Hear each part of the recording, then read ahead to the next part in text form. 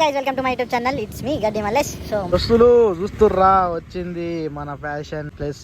So 2001 లో start అయినాయి, తర్వాత 2016 లో చేంజ్ అయితే సో ఫ్యాషన్ ఎక్స్ అని చెప్పేసి కొంచెం మోడల్ చేంజ్ కాగానే ఫ్యాషన్ ఎక్స్ అనేది మనకైతే మార్కెట్ లో పూర్తిగా డౌన్ అయిపోయింది.